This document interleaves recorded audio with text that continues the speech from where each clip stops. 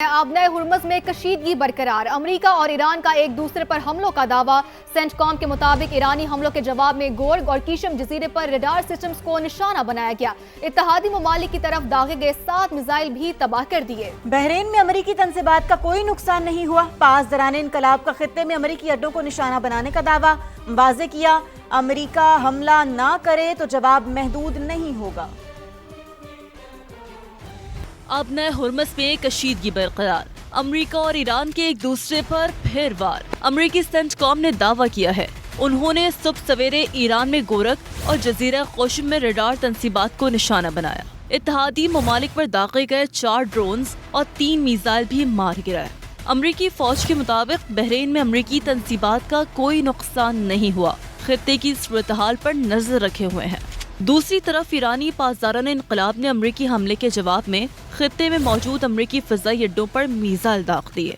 दावा किया है कि कुवैत और बहरीन में अमेरिकी अड्डों को बैलिस्टिक मिसाइलों से निशाना बनाया गया। बगैर इजाजत आबना हुर्मुज़ अबूर करने की कोशिश करने वाले 4 टैंकरों पर फायरिंग की गई। पासदारान इनकलाब ने खबरदार किया है कि अगर अमेरिका की कार्रवाइयाँ जारी रहीं तो आबना हुर्मुज़ से तेल और गैस की बरामदात की मुकम्मल बंदिश के नताइज का जिम्मेदार अमेरिका होगा। इससे पहले कुवैत ने ईरानी मिसाइल और ड्रोन हमलों को नाकाम बनाने का दावा किया था। ईरान के पास मुआहिदा करने के सिवा कोई चारा नहीं और इसमें कुछ वक्त लगेगा। अमेरिकी सदर डोनाल्ड ट्रंप की गुफ्तगू। मजीद कहा ईरान के पास अब भी 21 से 22% मिसाइल बाकी हैं, लेकिन ये तादाद जंग से पहले के मुकाबले में बहुत कम है। अमेरिकी सदर ने कहा ईरान जंग को अभी तीसरा महीना है। वियतनाम जंग 19 साल चली थी। लोग कहते हैं आप कब जीतेंगे, लेकिन मुझे इससे फर्क नहीं पड़ता। ईरानी वज़ीर ख़ारजा अब्बास अराग़ची ने कहा है कि अमेरिकी सदर और ईरानी सुप्रीम लीडर की मुलाकात हकीकत पसंदाना नहीं। डोनाल्ड ट्रंप ख्याली दुनिया में रह रहे हैं, उनका हकीकत की दुनिया से कोई ताल्लुक नहीं। सऊदी अरब खित्ते का बड़ा मुल्क और अहम खिलाड़ी है। ईरान और सऊदी अरब मिलकर खित्ते में अमन ला सकते हैं। ईरान हमेशा सऊदी अरब के साथ ताल्लुकात को अहमियत देता रहा है। जिस पर आयतुल्लाह खामनाई की शहादत हुई, मैं उसी दफ्तर में मौजूद था। हमले के बाद मुझे मलबे से निकाला था।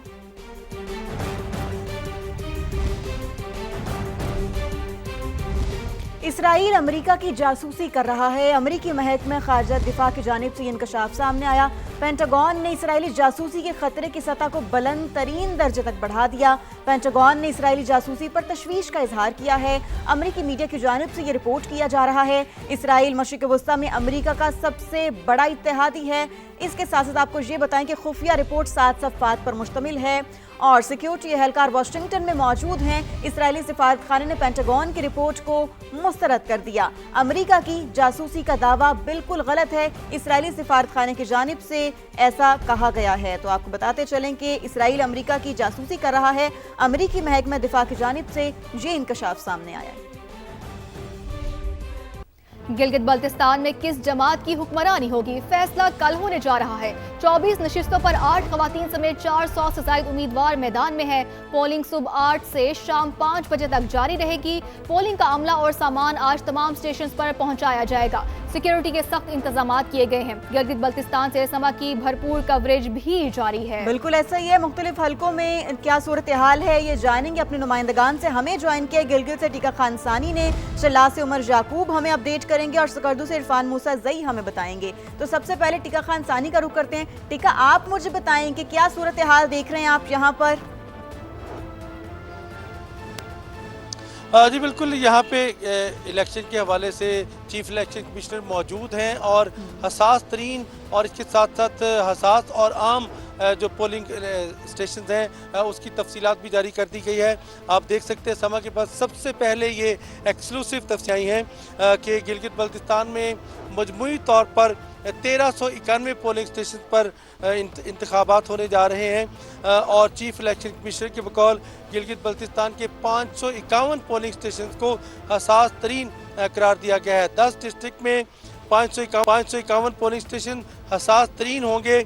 इसमें गिलगित में सबसे ज़्यादा 154 पोलिंग स्टेशन जो हैं उनको हसास तरीन करार दिया गया है। जहाँ हम मौजूद हैं गिलगित शहर में, जहाँ 3 हल्के हैं, यहाँ पे सबसे ज़्यादा 154 पोलिंग स्टेशन जो है हसास तरीन होंगे। द्यामर में 119 पोलिंग स्टेशन जो है वो इंतहाई हसास होंगे और इसी तरह गिलगित बल्तिस्तान के 10 डिस्ट्रिक्ट में 349 पोलिंग स्टेशन है वो हसास होंगे। हसास तरीन और हसास की नोयत मुख्तलिफ है और इसके साथ साथ 488 ऐसे पोलिंग स्टेशन होंगे जिन्हें नॉर्मल करार दिया गया है। वहाँ पे ज़्यादा सेंसिटिव मामला सिक्योरिटी के हवाले से नहीं होंगे। 14,500 पुलिस एहलकार, सिक्योरिटी एहलकार, रेंजर्स, FC और इसके साथ साथ गिलगित बल्तिस्तान स्काउट्स जो हैं वो ड्यूटी पर मामूर किए जाएंगे। और इस हवाले से जो बाकी तफसीलात है उसमें अस्तूर में 34 हसास तरीन, गांचे में 26 हसास तरीन और इसी तरह शक्कर में 17, हुंदा में 24 और गदर में 69 और खारमंग में 21 पोलिंग स्टेशन जो है वो हसास तरीन होंगे।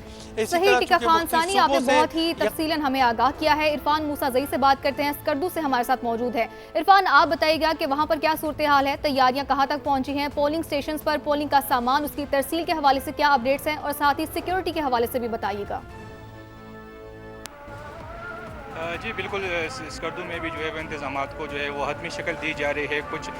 कुछ हलकों में जो है वो पोलिंग का सामान जो है वो अमले के हवाले कर दिया गया है, जबकि GB7 जो है GB7A हल्का है स्कर्दू 1, वहाँ पर 2 बजे के बाद जो है वो पोलिंग का सामान जो है वो उसकी तरसील शुरू की जाएगी। अगर मैं चारों हलकों की बात करूँ तो उसमें चारों हलकों में जो है वो 1,42,000 से ज़्यादा रजिस्टर वोट है, जिसमें GB17 जो है वहाँ पर जो है वो 21,000 है। इसी तरह GB2 स्कर्दू 2 जो है वहाँ पर 12,400 से ज़ायद वोट रजिस्टर है। इसी तरह जो है वो GB3 स्कर्दू 3 जो है वहाँ पर 33,600 ज़ायद वोटर जो है वो रजिस्टर है, जबकि GB9 स्कर्दू 4 जो है वहाँ पर 34,000 से ज़्यादा जो है वो वोटर जो है वो रजिस्टर है। अगर पोलिंग स्टेशन की बात की जाए तो 31 पोलिंग स्टेशन जो है वो स्कर्दू 1 में है। इसी तरह जो है वो 29 पोलिंग जो है वो स्कर्दू 2 में कायम किए गए हैं और 30 जो है वो स्कर्दू 3 में और 34 जो है वो स्कर्दू 4 में जो है पोलिंग स्टेशन कायम किए गए हैं। 4 हल्के हैं तो कुछ हल्कों में जो है वो सामान की तरसील ठीक है। इरफान, आपसे गाहे बगाहे तफसीलात लेते रहेंगे, साथ ही रहेगा। उमर का रुख करते हैं। उमर, आप चलास में मौजूद हैं, हमें बताएं कि ओवरऑल यहाँ पर क्या सिचुएशन है, पोलिंग स्टेशन में किस तरह की सिक्योरिटी है, फिर इसके अलावा जो पोलिंग का सामान है वो पहुँच चुका है? अच्छा, बिल्कुल। चिल्लास की अगर बात की जाए तो अभी जो सामान की तरसील का प्रोसेस है वो शुरू होने वाला है। गाड़ियां RO ऑफिस तक पहुंचा दी गई हैं ताकि सामान उनमें शिफ्ट किया जाए। दूर दराज के इलाकों में ये पोलिंग स्टेशन है तो वहां पर सामान की तरसील के लिए सिक्योरिटी के सख्त इंतजामात को यकीनी बनाना बहुत ज़रूरी था। इसलिए पुलिस हुकाम मेक श्योर कर रहे हैं कि किसी तरह से ये जब कन्फर्म होकर कोई किसी किस्म का इशू नहीं है तो फिर सामान को यहाँ से रवाना किया जाए, चूँकि ये गिलगित बल्तिस्तान का सबसे बड़ा ज़िला है और यहाँ पर 4 हल्के हैं जहाँ पर इंतखाबात हो रहे हैं। GB15, GB16, GB17 और 18 और सबसे ज़्यादा वोटर्स की तादाद भी यहाँ पर है। तो इसलिए सामान को पहुँचाने के लिए जो इंतजामात हैं उनको यकीनी बनाया जा रहा है।